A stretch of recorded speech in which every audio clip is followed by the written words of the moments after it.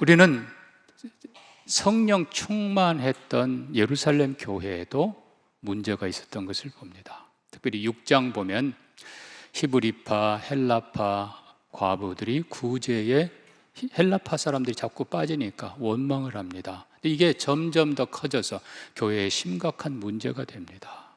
파벌이 헬라파, 히브리파, 이건 보통 쉬운 일, 보통 작은 일이 아니죠. 자, 문제는 이제 이 일을 어떻게 하는가? 여러분, 문제보다도 문제를 대하는 태도가 중요한 것입니다.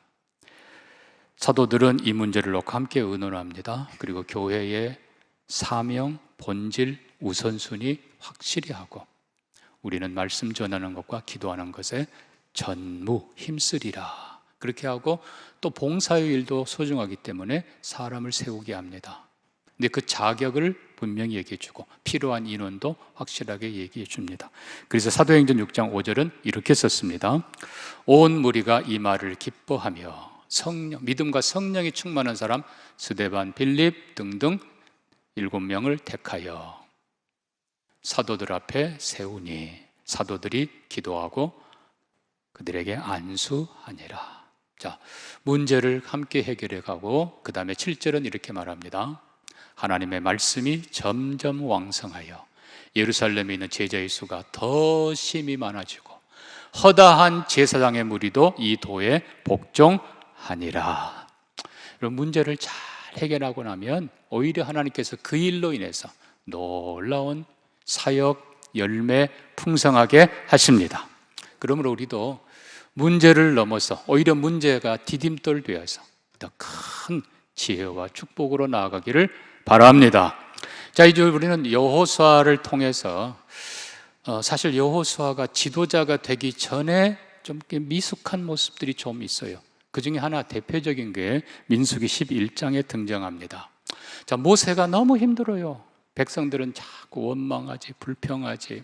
하나님 너무 힘들어요. 그럴 때 하나님이 70명 장로들에게 성령을 부어주시고 함께 일하게 하십니다. 근데 그때에 회막에 오지 않은 두 사람, 엘단, 메닷 두 사람에게도 성령이 임합니다. 누군가가 와서 이거를 보고를 하니까 모세를 섬기던 여호수아가 말합니다. 주여, 금하소서.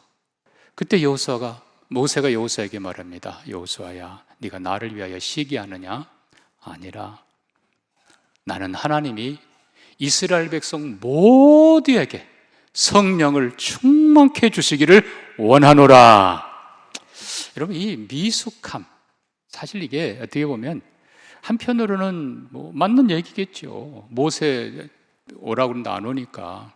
그러나 이런 작은 문제들을 넘어서서 하나님의 마음, 모두에게 성령 주시기를 원하는 하나님의 마음, 모세의 마음, 또 다른 표현을 하면 부모의 마음, 이런 마음을 통해서 하나님이 이거 다 넘어서게 하십니다. 사랑하는 성도 여러분, 상당히 많은 부분들이 우리가 미숙하기 때문에 일어납니다. 여러분의 마음이 넓어지기를 축복합니다. 그래서 자녀들 다 품을 수 있고, 그리고 더 나아가서 실수 허물까지도 품을 수 있는 우리가 되기를 바랍니다. 그러면 사실 문제가 거의 절반 이상 없어질 겁니다. 저는 우리 교회 감사한 것이, 우리 교회는요, 큰 문제는 작은 문제로, 작은 문제는 없는 걸로. 좀 몇 사람 아멘 안 하네.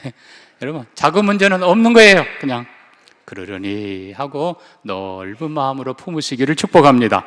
자, 그런데 이제 여호수아가 지도자가 된 후에 심각한 4개의 문제를 성경은 기록하고 있습니다. 여러분, 여기서 이제 중요한 건, 여러분, 민수기, 즉 광야에서 넘어지고 실수하고 이거는 사실 깨지고 다치고 그 정도예요. 굳이 비유하자면 우리 몸에 여기저기 상처난 정도예요. 그러나 가나안 땅, 약속의 땅, 전쟁터에서 실수는 치명적입니다. 굳이 비유하자면 우리 몸 안에 장기 하나가 망가지는 것 같은 겁니다. 아주 치명적이에요. 자, 그 첫 번째가 바로 여리고성의 범죄 사건입니다. 자, 우리가 7장 1절로 갑니다. 7장 1절은 이스라엘 자손들이 온전히 바친 물건으로 말미암아 범죄하였으니. 근데 여러분, 바로 앞에 6장 마지막 부분 보면 여리고 전쟁의 대성으로 완전히 여리고를 무너뜨리고 초토화시키고 그리고 완전히 진멸한 그 일로 인해서 6장 27절 보면 여호와께서 여호수아와 함께 하시니 여호수아의 소문이, 원래는 명성입니다. 명성이 그 온 땅에 퍼지니라. 와, 이스라엘, 와, 하나님 여호수아 대단하다. 그런데 7장 1절을 보면 실은 우리말에 왜 이런 단어를 뺐을까? 그러나가 들어있습니다. 그러나 이스라엘 자손이 범죄했다. 자, 여기 보면 1절에 하나님은 누가 어떻게 했는가를 알고 계십니다. 1절에 유다 지파 세라 정손 삽디 손자 갈미의 아들 누구예요? 아간이 온전히 바친 물건을 가졌음이라 여호와께서 이스라엘 자손들에게 진노하시니라. 하나님은 범인을 알고 계세요. 보고 계셨어요. 여러분, 하나님은 정확하게 누구라고 기록할 정도로 알고 계십니다. 자, 그런데 우리가 기억해야 될 건 아간이 범죄했다 그렇게 하지 않고 1절 앞부분 보면요, 이스라엘 자손들이 범죄했다. 여러분, 이게 중요한 겁니다. 자, 왜요? 여리고 성은 가나안 첫 성입니다. 첫 성이라고 하는 건 첫 열매와 같습니다. 분명히 하나님은 여호수아를 통해 몇 번이나 강조하십니다. 여리고 성 온전히 바치라. 하나님의 것이다. 그런데 오늘 본문도 보세요. 온전히 바친 물건 중에, 또 뒤에 보면 온전히 바친 물건 중에 하나님께 온전히 바쳐야 되는데 아간이 그것을 속이고 훔치고 감춥니다. 자, 근데 문제는 여기서 끝나지 않습니다. 그러니까 이 1절 말씀에 여리고 성의 범죄 사건을 먼저 기록함으로 2절부터 시작하는 아이성 전투가 이미 하나님이 그들과 함께 하시지 않고 하나님이 그들에게 진노하시기 때문에 아이성 전투는 이미 패전이 예견됐다는 것입니다. 자, 어쨌든 아이성 패전 이후에 여호수아가 너무나 기가 막혀 하나님 앞에 무릎 꿇고 머리 헤치고 재 뒤집어 쓰고 하루 종일 울며 기도합니다. 백성의 장로들과 함께요. 그때 하나님께서 말씀하십니다. 그런데 우리가 중요한 것은 분명히 하나님은 아간을 알고 계세요. 범인을 알고 계세요. 근데 하나님께서는 여호수아에게는 범인을 직접 얘기하지 않습니다. 그냥 그때도 또 한 번 이스라엘이 범죄했다. 그러니까 결국 지금 이 아간의 범죄는 온전히 하나님께 바쳐야 될 그 계명 때문에 이스라엘 백성 전체가 범죄한 걸로 하나님이 간주하고 계신다는 사실입니다. 여러분, 그렇습니다. 우리 여러분 가족 중에 한 사람이 실패하고 고통당하고 있다. 그럼 결국 가족 전체가 함께 고통을 당하는 것입니다. 말씀드린 대로 우리 몸 안에 장기 하나가 무너졌다. 그럼 우리 전체가 무너지는 거예요. 교회도 마찬가지입니다. 교회도 가족입니다. 가족입니다. 하나가 무너지는 건 전체가 무너지는 거예요. 그래서 전체라는 걸 생각하고 특별히 사람의 것을 도둑질해도 이거는 뭐 죄인데 온전히 바쳐진 하나님의 것을 도둑질하고 감추고 속이고 이거는 있을 수 없는 일입니다. 자, 하나님께서는 범죄자를 정확하게 지명하지 않으시고 알고 계시지만 하나님은 말씀합니다. 내일 너희 온 백성들이 성결케 하라.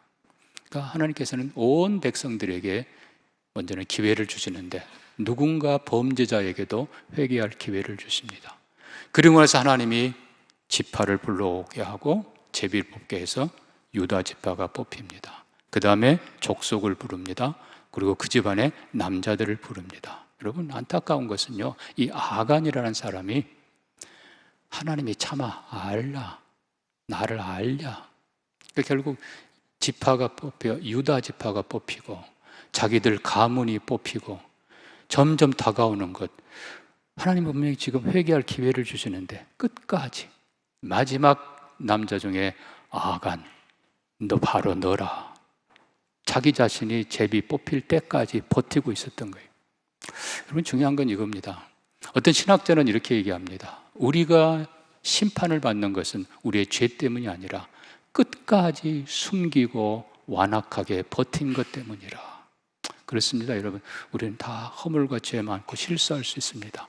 그러나 하나님이 기회 주실 때 회개하고 하나님 앞에 나오는 해결받는 우리가 되기를 축복합니다. 죄가 해결되면 우리는 하나님 앞에 나아가는 기회를 하나님이 몇 번이나 주셨어요. 자, 여호수아는 장막을 보내어 확인합니다. 이거는 보통 생사의 문제이기 때문에 그냥 할 수 없죠. 확인합니다. 그 다음에 24절에 처단합니다. 어떻게 합니까? 자, 7장 24절입니다. 여호수아가 이스라엘 모든 사람과 더불어 세라의 아들 아간을 잡고 그 은과 그 외투와 그 금덩이와 그리고 그의 아들들과 그의 딸들과 소유들, 장막 모든 것을 이끌고 아골 골짜기로 가서 돌로 치고 돌무더기를 만듭니다. 여러분 거기 보시면요, 그렇게 숨겼던 좋아했던 그 금, 그 은, 그 외투, 그리고 더 중요한 건 그의 아들들, 그의 딸들, 하나님이 왜 이렇게 하실까? 우리가 꼭 기억해야 될 부분이 있습니다. 사랑하는 성도 여러분, 공범이라는 것입니다. 아나니아 삽비라 사건 우리는 기억합니다. 공범, 함께 꾀하여 여호와를 대적하고 이스라엘 백성들을 대적한 함께 가족이 비참하게 됩니다. 결론으로 얘기하면 우리의 탐욕입니다. 탐욕. 사랑하는 성도들은 우리가 예수 믿는 목적은 우리가 더 가지기 위한 것 아닙니다. 오히려 기쁘게 드리며 나누며 공동체를 위해서 값지게 사는 우리 모두가 되기를 축복합니다. 자, 이제 두 번째 사건, 두 번째 불행이 기록됩니다. 7장에 계속되는 아이성 참패 사건입니다. 자, 2절에 이렇게 썼습니다. 여호수아가 여리고로 아이로 사람을 보내 올라가서 그 땅을 정탐하라 하며 그들이 올라가서 정탐하고 여호수아에게 돌아와 말합니다. 백성을 다 올라가게 하지 말고 2-3천 명만 올라가서 아이를 치게 하소서. 그들은 소수이니 모든 백성을 그리로 보내어 수고롭게 하지 마소서. 자, 작은 성이라고 몇천 명만 올라가도 되겠습니다. 여호수아가 그대로 해요. 그리고 참패합니다. 비참하게 깨져요. 자, 여기서 우리가 물론 한편으로는 여리고성의 범죄 때문에 이미 하나님이 떠나신 거예요. 그러나 우리가 아이성 참패도 교훈으로 삼아야 될 것이 있습니다. 먼저는 뭐겠어요? 교만입니다. 교만. 이렇게 작은 성?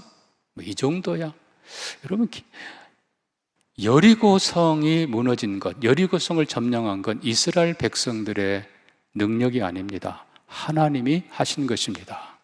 내가 했다 하는 순간 우리는 교만하게 돼요. 하나님이 기뻐하지 않고 하나님이 떠나시면 우리는 아무것도 할 수 없습니다. 또 우리는 기억해야 됩니다. 예수님 뭐라고 그랬어요? 작은 일에 충성하라. 정말 작은 거라고 무시하면 안 돼요. 여러분 5달란트, 2달란트, 1달란트 받은 사람, 1달란트 받은 사람, 여러분 금 1달란트, 다른 사람하고 비교해서 문제이지 1달란트 자체가 얼마인지 아세요? 6천 데나리온입니다. 그러면 1 데나리온은 성인 하루 품삯이에요. 우리로 치면 최소한 15만 원, 20만 원 곱하기 6천, 하나도 먹지 않고 모으는 6천, 평생 모을 수 없는 어마어마한 것입니다. 여러분 작은 것 무시하면 안 됩니다. 결국 교만이란 뭐예요? 내가 했다. 작은 것 무시, 그게 교만이에요.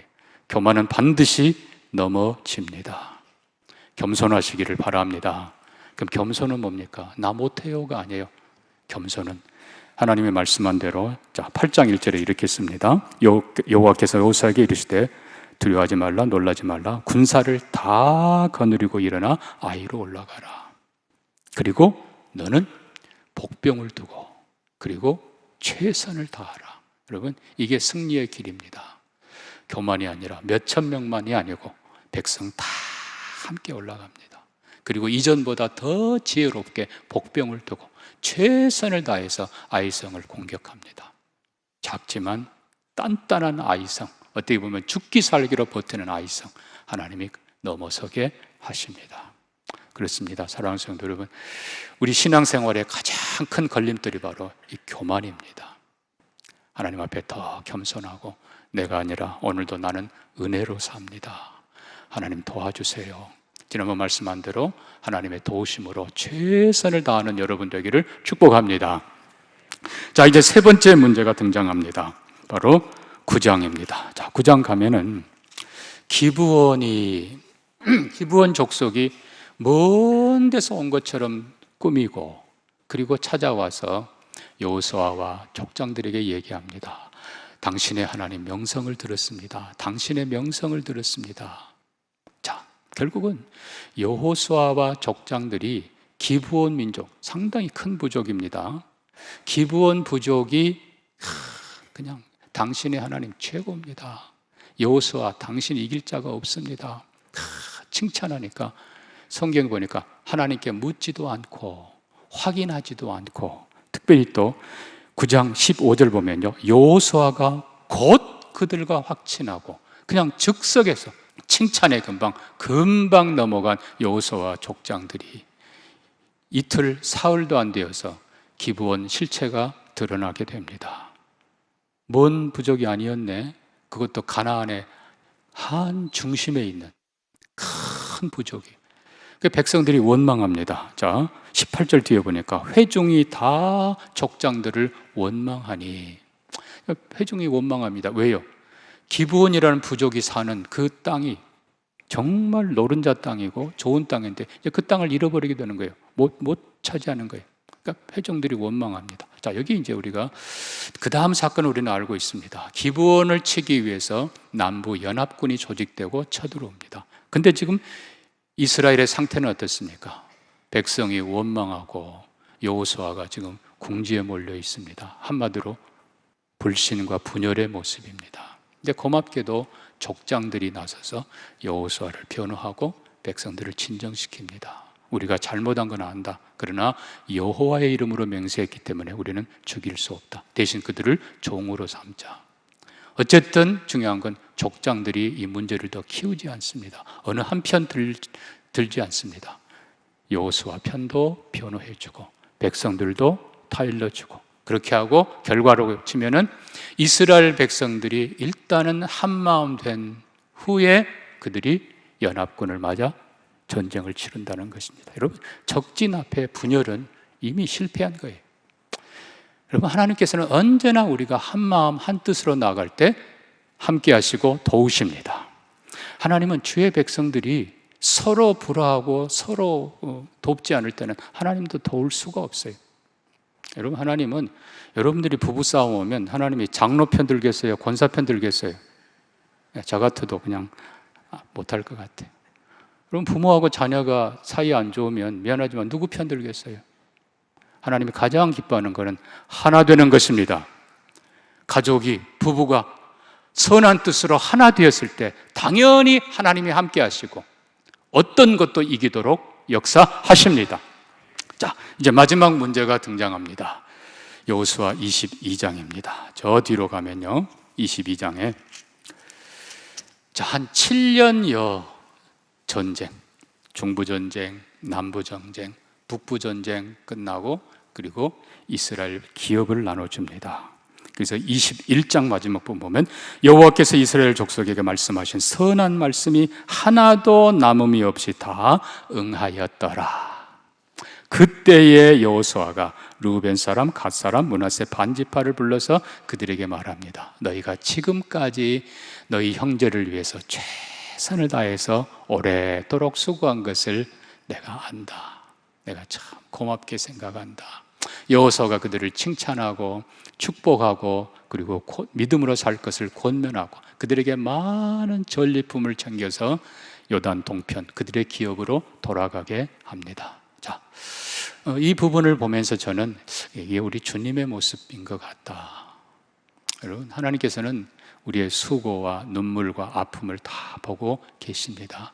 수고했다. 우리를 위로해 주시고 칭찬해 주시고, 그리고 그냥 빈손으로가 아니라 하여튼 전리품을 가득 챙겨서 보내준 것처럼 주를 위해 섬기고 애쓴 여러분들을 주님이 위로하시고 칭찬해 주시고 가득 축복해 주시기를 바랍니다.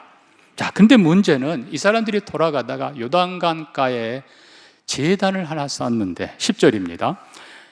그들이 가나안 땅 요단 언덕가에 이르자 거기서 요단가에 제단을 쌓았는데 보기에 큰 제단이었더라.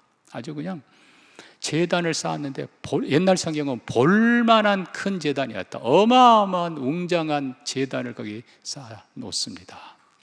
근데 이게 제단이라는 표현은 이스라엘의 유일한 성막 앞에 있는 번제단을 표현한 겁니다. 디자인은 그거하고 똑같아요, 모양은. 근데 크기는 어마어마해요. 볼만하더라, 장관이더라. 자, 문제는 이겁니다. 자, 다른 제단. 자, 12절부터 볼까요? 이스라엘 자손이 이를 듣자 곧 이스라엘 자손의 온 회중이 실로에 모여서 그들과 싸우러 가자 하니라. 왜요? 하나님의 번제단은 하나밖에 없습니다. 성막 하나밖에 없습니다. 오직 하나. 하나님과 우리 사이의 중보자 오직 한 분, 예수 그리스도. 아멘? 오직 한 분. 다른 제단 있을 수 없어요. 오직 한 제단, 한 곳. 그러니까 여러분, 우리가 여기서 또 주의해야 될 것은 우리 딴에는 잘한다고 하지만 근데 이게 다른 지파가 볼 때는 또 다른 제단이다. 그 말은 또 다른 하나님 얼마든지 오해할 수 있는 거예요. 그러니까 치러 가자. 여러분, 이건 내전의 위기입니다. 아니, 여호수아서가 그동안의 승리의 행진이고 다 하나님의 선한 말씀이 다 이루어지고 그리고 모든 기업들이 지파들이 기업을 받고 그렇게 끝나야 되는데 마지막에 내전으로, 이건 있을 수 없는 일이. 그러나 다행히도 지혜로운 대제사장 엘르아살이 그의 아들 비느하스를 보내 확인하게 합니다. 자, 그랬더니 뒷부분에 이렇게 되어 있습니다. 가서 그들에게 묻습니다. 이게 왜 한 거요? 무슨 이유요? 그들이 대답합니다. 이거는 번제를 위한 것이 아닙니다. 이거는 기념물이고 증거물입니다. 그게 무슨 말이냐? 그들의 말이 이렇습니다. 자, 그들은 이제 요단 동편으로 돌아갑니다. 그렇지만 요단강가에 큰 단을 쌓아놓고 이건 당신들을 위해서도 우리 자손들을 위해서도 기념물이고 증거물입니다. 자, 당신들이 동쪽을 보면서 요단강에 있는 큰 제단을 보면서 요단강 동편에도 우리 형제들이 있다는 것을 잊지 말아 주십시오. 또 우리 자녀들도 마찬가지예요. 요단 서편 가나안 땅, 약속의 땅을 바라보면서 제단 너머 저기에 하나님의 제단이 있다. 그리고 너머에 우리 형제들이 있다는 것을 우리도 잊지 않으리라. 여러분, 그 선한 뜻을 얘기합니다. 그 뜻을 그대로 와서 전하니까 모두가 기뻐하면서 다시는 싸우러 가자 하는 말을 하지 아니하더라. 결국은 오해가 풀립니다. 여러분, 이 오해라고 하는 게 참 무섭습니다. 골든 딘이라는 사람은 이렇게 말합니다. 싸움이 벌어지는 대부분의 원인은 오해 때문이다. 오해는 싸움을 낳고 싸움은 더 큰 오해를 만든다. 여러분, 이 오해라고 하는 건 언제나 자기식으로 해석하는 것입니다. 다른 사람 얘기도 들어봐야 됩니다. 내 딴에는 아무리 잘한다고 하지만 그것이 상대방에게 오히려 치명적인 악이 될 수도 있습니다. 충분히 대화하고 충분히 의견 나누고 그래서 오해가 아니라 이해하고 배려하고 그리고 싸움이 아니라 평화로 승리하는 우리가 되기를 소망합니다. 자, 우리는 여호수아서를 통해 몇 번의 실패들을 보았습니다. 그러나 하나님께서는 그걸 꼭 극복하는 것도 기록해 두십니다. 사랑하는 성도 여러분, 우리 인생은 때로는 실패요, 미숙함이고 실수, 반복할 수 있지만 똑같은 것 반복하지 않기를 축복합니다. 더 나아가서 우리는 실수를 하나님의 은혜로, 하나님의 지혜로 우리의 실수와 실패를 넘어서기를 주의 이름으로 축복합니다.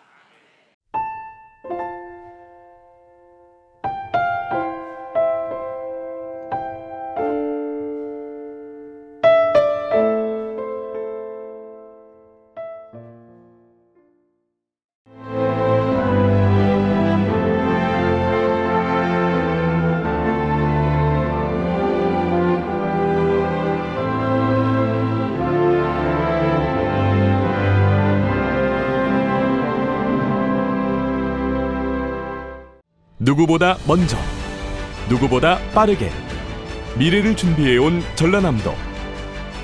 교육과 삶, 여행 같은 일상은 행복으로 미래에 한 발 더 가까이 대한민국의 산업을 지탱하는 그 힘은 전라남도에 있습니다.